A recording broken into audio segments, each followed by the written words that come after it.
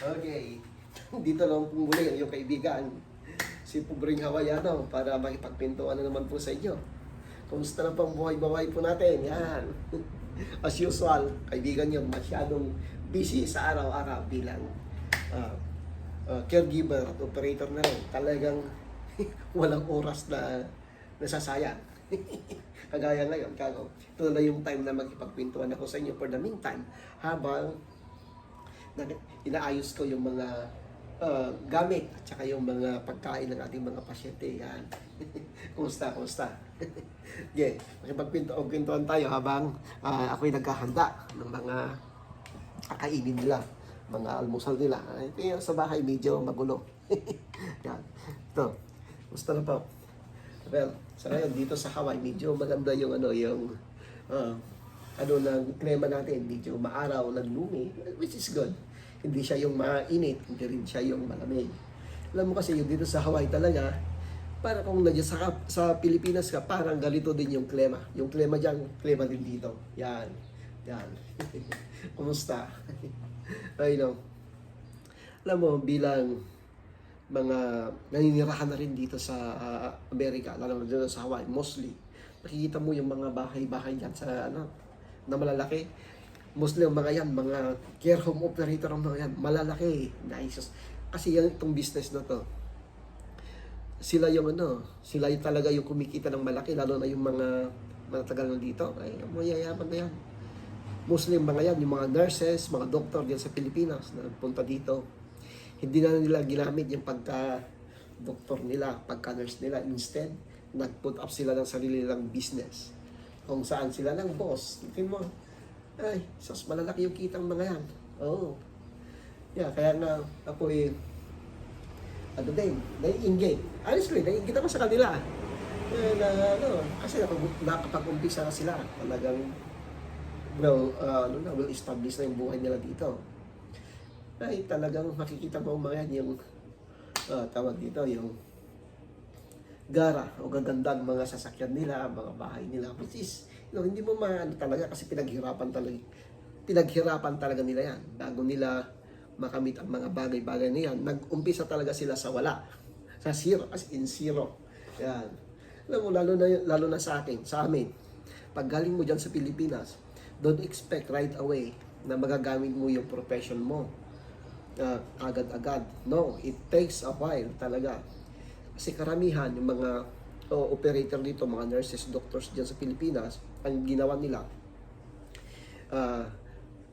instead na nagpunta sila sa school, kumuha sila ng mga classes kung paano mag-operate ng isang business. At the same time, punta din sila sa mga training school para kumuha ng CNA class. Kasi yan talaga yung yung isang requirements.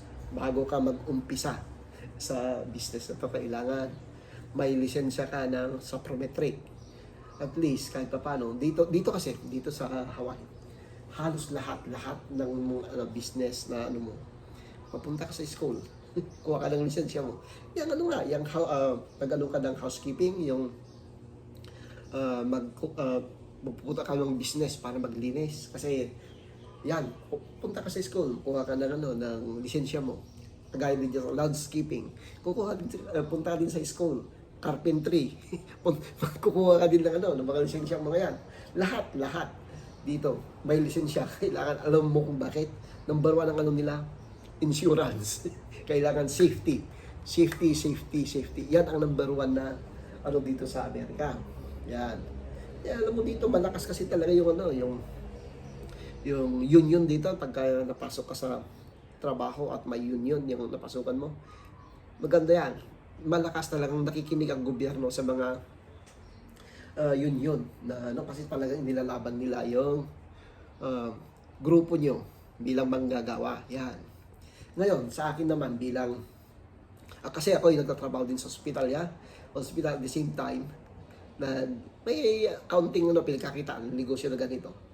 Talagang mahirap. Yan. Pagdating nagtatrabaho ko dun sa hospital, kaming mag-asawa, pagdating dito sa bahay, may pasyente pa rin na nagantay sa amin. Which is normal na sa amin, normal na sa akin. Kasi yung iba talaga, mga Pilipino, double job, triple job. So instead na magtatrabaho ka, mag-put up ka na lang sarili mong negosyo. Nang sa ganun, hawak ko pa yung oras mo. Yan. At saka, hindi rin maaari na wala kang trabaho. Kasi, ang habol mo dyan, medical. Napakamahal ang medical dito sa Amerika. Oo, yan ang number one, yung mga benefits, medical benefits. Yan ang number one na dapat mong pagtuunan.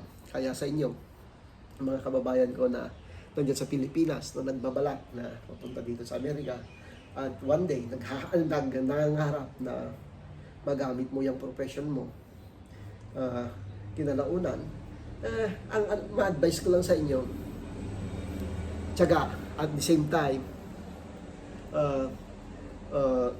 learn yourself, yung pag-aralan mong maging flexible. Kasi, sinasabi ko lang sa inyo, pag nagpunta ka dito, back to zero ka. Zero talaga. Zero. Don't expect na yung kamag-anak mo o yung magulang mo ay tutulungan ka pagdating dito. No. Kasi lahat ng tao dito nagtatrabaho, naghihirap na magtrabaho para ma-provide o makabayad sa mga bills na daming bills talagang bayarin na dapat nating bayaran, Kaya hindi ba rin na iisa lang maging trabaho mo. Ay, napakahirap, Yan yung yung isa sa mga katotohanan ng buhay dito sa Amerika. Yan. Next time ulit.